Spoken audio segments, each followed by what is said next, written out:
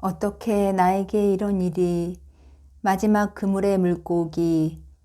배 오른쪽에 그물을 쳐라. 2009년부터 전북 완주군 소양면에 있는 성바오로 복지병원에 다니고 있다.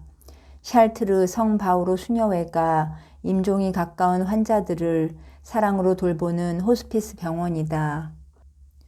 2004년에 나는 삶의 한 축을 이루던 전북대학교 병원에서 정년을 맞았다.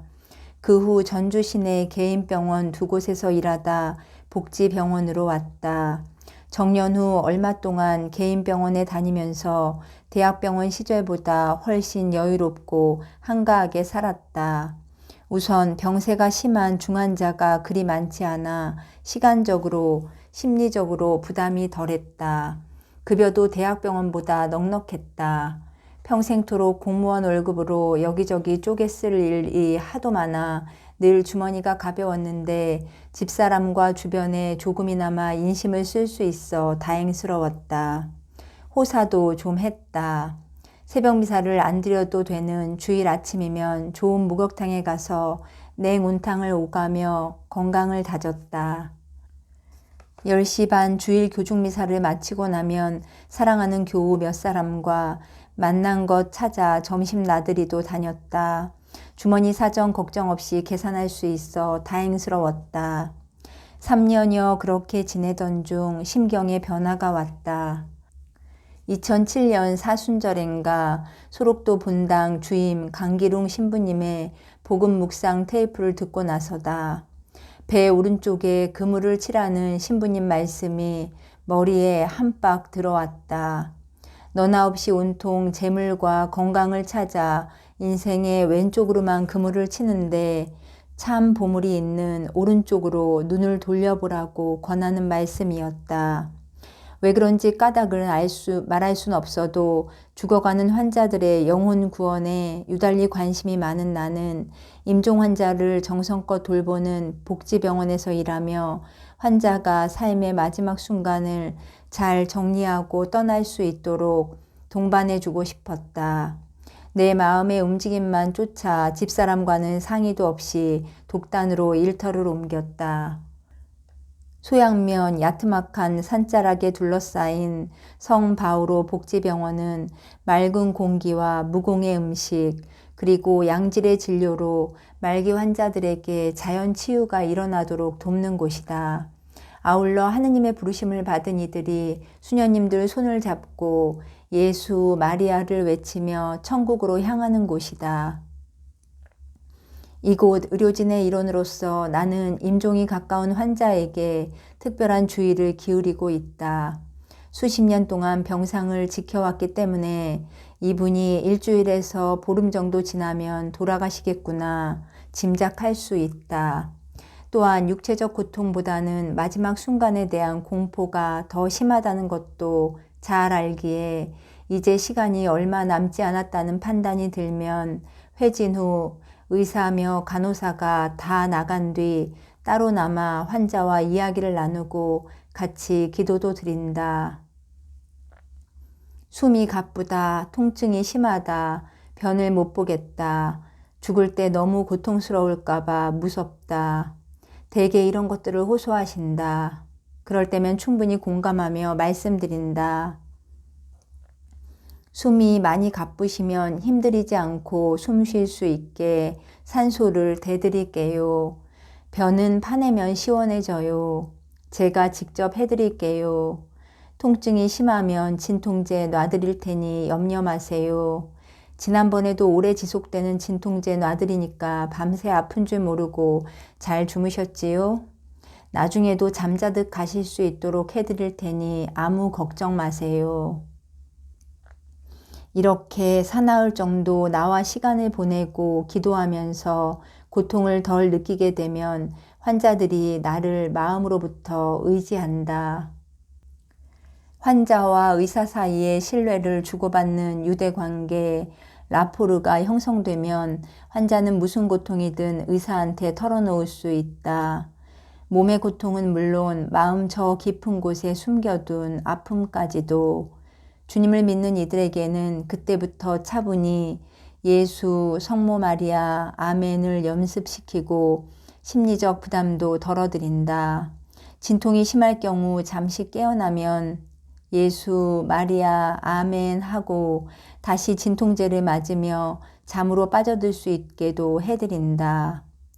입으로 아멘조차 할 수 없을 정도로 상태가 좋지 않으면 환자 귀에 대고 내가 대신 말해드린다.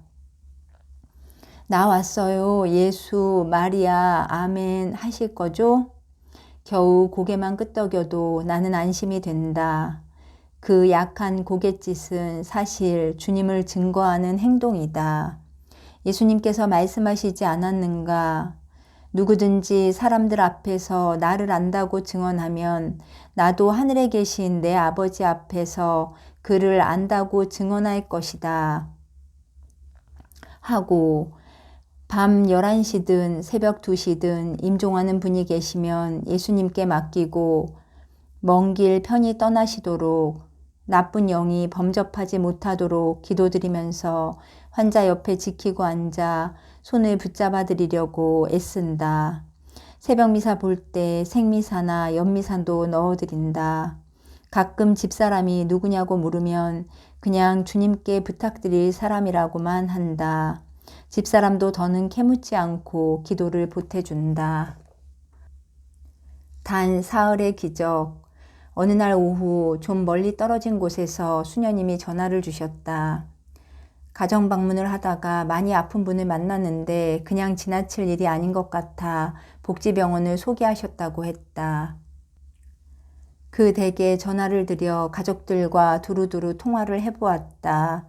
소화기 암이 간과 폐 등 전신에 퍼져 임종이 가까운 상황으로 짐작되는데 안타깝게도 본인은 물론 가족들도 전혀 눈치를 채지 못하는 것 같았다. 어떤 상황인지 알려드려야 할 것 같아 입원을 하시도록 했다. 다음 날 출근해 보니 어제 오후 늦게 입원했던 그 환자가 퇴원을 하고 안 계셨다. 저녁을 드신 다음 쓸쓸하다면서 하룻밤을 못 견디고 그냥 나가시더라는 것이다. 일주일쯤 지났을까? 전화가 와서 받아보니 주치의와 상의 한마디 없이 퇴원해버린 그분이었다. 복통이 너무 심하다면서 어떻게 하면 좋겠냐고 묻기에 다시 병원으로 오시라고 했다. 하지만 그 댁분들은 우리 병원으로 온다고 했다가 정읍에 있는 병원으로 간다고 했다가 아니 대학병원 응급실로 가겠다고 했다가 마음을 정하지 못한 채 자꾸 전화만 했다. 수십 차례 걸려오는 전화를 끝까지 인내하며 받아 따뜻하게 안내했다. 마침내 환자는 다음 날 우리 병원에 입원했다. 환자 상태는 위 혈압이 70밖에 안 될 만큼 꽤 긴박했다. 그러나 의식은 아주 또렷했다. 잔잔한 미소까지 지으며 자신이 어떤 상태인지 물었다. 심각하다는 내 말을 듣고도 담담하게 말했다. 제가 죽을까요? 박사님이 잘 봐주시면 회복하겠죠? 싱긋 웃기까지 했다. 그 미소가 너무 멋있었다. 초연한 형제님을 보며 나도 저럴 수 있을까? 존경스러운 마음으로 치료에 최선을 다했다. 부인에게는 일주일을 넘기지 못할 것 같다고 따로 알려드렸다. 이번 첫날은 그럭저럭 잘 지나갔다. 둘째 날이 되자 복통이 심해지면서 혈압이 70 아래로 떨어졌다. 부랴부랴 가족들을 부르고 수녀님, 신부님과 상의해 임종 준비를 서둘렀다. 저녁 6시쯤 병자성사를 드리기 위해 신부님이 먼저 고백성사를 받으셨다. 영세한 지 오래된 환자분께 그 자리에서 견진성사를 드리고 이어서 병자성사도 주셨다. 봉성체 예식이 끝난 뒤 자리에 있던 이들이 다 함께 성가 믿음으로를 불렀다.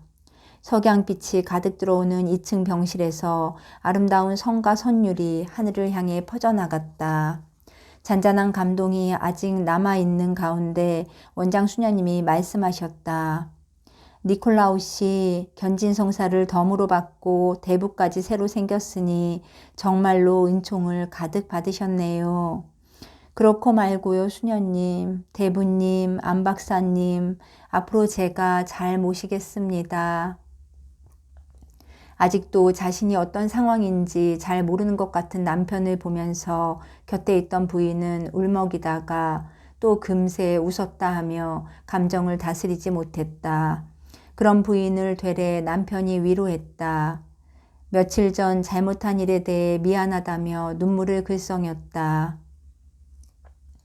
환자가 안정되는 것을 보며 퇴근을 했으나 집에 온 지 1시간도 안 돼 병원에서 연락이 왔다.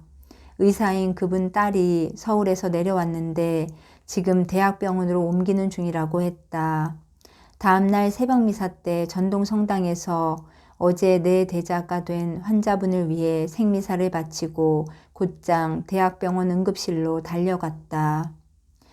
박사님 여기까지 와주셨네요. 너무 반가워요. 어젯밤 많이 힘들었습니다. 조금 나아졌으니까 오전 중에 다시 복지병원으로 갈게요. 그것이 나와 대자가 나눈 마지막 대화였다. 오후 1시 35분께 환자는 대학병원 응급실에서 조용히 귀천하셨다. 장례를 치르자마자 부인과 세 자녀가 우리 병원을 찾아왔다. 감사한 마음과 더불어 큰 액수의 후원금을 전하고 가셨다. 이틀 뒤 환자를 내게 소개했던 수녀님께서 전화를 주셨다. 박사님 반가운 소식이에요. 제가 니콜라우시 댁에 와 있는데요. 부인께서 따님과 함께 다음 주부터 성당 교리반에 나오신대요. 수고 많으셨어요. 니콜라우 씨와 내가 알고 지낸 건 단 사흘이다. 그 짧은 만남을 계기로 오랫동안 냉담하던 형제분이 주님의 품에 다시 돌아와 견진성사를 받았다. 아울러 그가 사랑에 맞지 않던 부인과 딸도 고인의 뒤를 따라 구원의 반열에 들어섰다. 하느님께서 당신의 자녀, 우리 인간을 사랑하시는 구원의 역사는 오늘도 이렇게 이어지고 있구나. 기쁨에 넘쳐 감사기도가 저절로 나왔다. 요즘도 고 니콜라우 대자의 부인은 가끔 안부전화를 주신다. 벌써 4년의 세월이 흘렀는데도 단 사흘간의 주님 안에서의 사랑은 영원으로 이어지고 있다. 앞으로도 나는 계속해서 그물을 던질 것이다. 다만 내 팔의 힘은 차츰 떨어질 테니 그물이 배에서 떨어지는 거리는 점점 줄어들 것이다. 어쩌면 내 발 바로 앞에 떨어질지도 모른다. 하지만 그저 그물을 던지기만 하면 된다. 물고기를 몰아주시는 분이 따로 계시니 염려하지 않는다. 수호천사, 복지병원에 다닌 지 얼마 안 되어 병원 앞마당에서 잘 아는 얼굴을 만났다. 몸이 조금 뚱뚱한 청년이다. 나를 보자 그는 언제나처럼 활짝 웃었다. 나도 반가워서 절로 웃음이 났다. 청년이 가까이 오는 걸 보면서 내 손은 벌써 지갑을 찾아 뒷주머니로 옮겨갔다. 청년도 언제나처럼 더듬더듬하는 말투로 청했다. 박사님 식권 하나 주세요. 지갑에서 대학병원 직원 식권을 한 장 꺼내주니 청년은 또 한박 웃음으로 인사를 했다. 고맙습니다. 감사합니다. 박사님. 복 많이 받으세요. 돈을 달라거나 뭐 다른 걸 요구한 적도 없다. 그저 식권 한 장 받아들면 좋아서 히히 만면에 웃음 지으며 불이 나게 돌아갔다. 청년과 내가 만난 것은 대학병원에서 은퇴하기 3년 전부터다. 은퇴 후 노송병원과 고려병원에 2년 남짓씩 다녔다.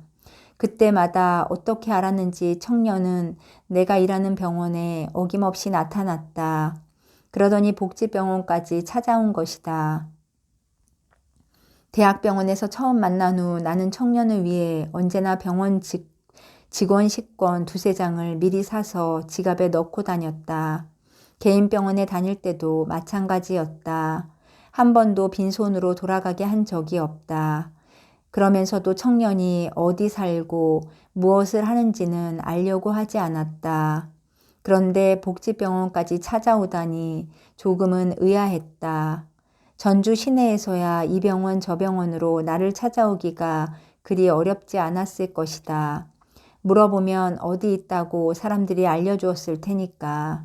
하지만 소양면에 있는 복지병원까지 오려면 택시로는 15,000원 정도, 버스를 타도 적어도 2,000원은 든다. 그런데 2,000원짜리 식권 한 장 얻기 위해 여기까지 오다니. 일주일에 한 번씩 거르지 않고 찾아오는 청년에게 어느 날부터 나는 천사라는 호칭을 썼다. 천사님 오셨어? 자, 여기 식권 있네.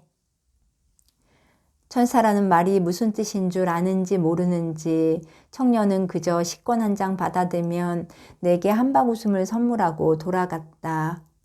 대학병원에 있을 때 하느님께서 불쌍하고 측은한 천사를 보내시어 내가 진실로 이웃을 사랑하는지 시험하시는 게 아닐까?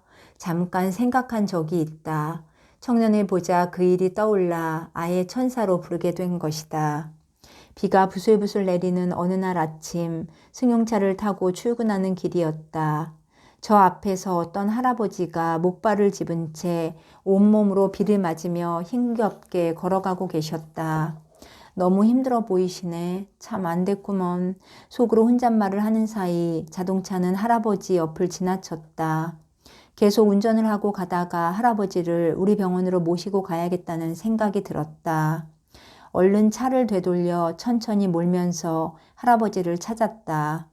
큰 길이고 시간도 얼마 지나지 않았으니 쉽게 찾을 것 같았는데 할아버지는 눈에 띄지 않았다. 분명히 멀리 가지는 못했을 것 같아 이 골목 저 골목 뒤졌으나 어디에도 안 계셨다. 아무리 살펴도 보이지 않아 다시 차를 돌리면서 마지막으로 어떤 집 2층으로 올라가는 계단을 쳐다봤다. 마치 일부러 몸을 숨기신 것처럼 할아버지가 그 계단에 앉아 계셨다. 할아버지 다리가 많이 아프시지요? 말없이 고개만 끄덕이셨다. 어디 가시는 중이셨어요? 이번에도 답은 없으셨다. 할아버지, 제가 우리 병원에 모시고 가서 아픈 다리에 주사 놔드릴게요. 그러면 통증이 없어집니다. 제 차에 타세요. 내 말에 할아버지는 순순히 차에 타셨다. 여기저기서 얻어먹으며 지내시는지 비 맞은 옷과 몸에서 나는 냄새가 좁은 차 안에 이만저만이 아니게 들어찼다. 응급실로 모시고 가서 접수를 해드렸다. 우선 어디가 어떻게 아픈지 알아야 하므로 엑스레이 사진을 찍고 결과가 나오기를 기다리는 동안 할아버지가 침대에 앉아 계시는 것을 보고 응급실 옆 화장실에 다녀왔다. 그런데 나와 보니 할아버지가 안 계셨다. 잠깐 사이 채 5분도 안 되는 시간에 어디를 가셨지? 응급실 간호사와 남자 간호보조원에게 물었으나 금방 여기 계셨는데 할 뿐이었다. 응급실 인력이 다 동원돼 할아버지 소재 파악에 나섰다. 양쪽 다 목발을 짚고 계시니 빨리 걸을 수 없고 누구나 기억할 만큼 눈에 띄는 모습이어서 곧 찾을 수 있겠지 싶었으나 아니었다. 급기야 정문 수의에게까지 연락해 철저히 찾아보라고 했지만 끝내 종적이 묘연했다. 그날 밤 기도상 앞에 앉아 감쪽같이 사라져버린 할아버지를 생각했다. 갑자기 그분이 나의 수호천사 아니실까? 예수님이 내가 정말로 이웃을 사랑하는지 시험을 하신 건 아닐까? 하는 생각이 들었다. 우리 각자에게는 수호천사가 계신다. 다른 형제에게 크게 잘못하면 그 형제의 수호천사에게도 잘못하는 것이 된다. 나중에 우리가 하느님 앞에 섰을 때 그 천사가 우리에 대해 증언하실 것이다. 언제부터인가 우리 부부는 아침마다 수호천사에게도 기도드리며 하루를 시작한다. 언제나 저희를 지켜주시는 수호천사여, 인자하신 주님께서 오늘 저희를 당신께 맡기셨으니 우리를 도우시고 인도하시며 다스리소서. 아멘. 식권 청년은 복지병원에 와서도 3년 동안 대학병원부터 꼽으면 지난 10년에 걸쳐 일주일에 한 번씩은 변함없이 나를 찾아오곤 했다. 그런데 근래 두세 달은 웬일인지 모습이 보이지 않는다. 청년이 나타나기를 은근히 기다리면서 이제야 젊은이가 어디 살고 무엇을 하는 사람인지 내가 모르고 지냈다는 자각이 든다. 별일 없이 잘 있는지 안부도 궁금하다. 다음에 만나면 꼭 물어볼 작정이다. 복지병원까지 무슨 차를 타고 왔는지, 왜 그토록 나를 계속 찾아왔는지. 아무리 생각해도 식권 1장을 빌미로 꼬박꼬박 나를 찾아온 청년은 내게 주님의 현존을 일깨워주는 수호천사임에 틀림없는 것 같다. 뜻밖의 만나게 된 모든 분이 다름 아닌 수호천사이심을 왜 진즉 알아보지 못했을까? 예수께서 얘들아 무얼 좀 잡았느냐 하고 물으시자 그들은 아무것도 못 잡았습니다 하고 대답하였다. 그물을 배 오른편에 던져보아라. 그러면 고기가 잡힐 것이다. 그들이 예수께서 이르시는 대로 그물을 던졌더니 그물을 끌어올릴 수 없을 만큼 고기가 많이 걸려들었다. 요한복음 21장 5절에서 6절. 천사는 마리아의 집으로 들어가 은총을 가득히 받은 이여 기뻐하여라. 주께서 너와 함께 계신다 하고 인사하였다. 루카복음 1장 28절.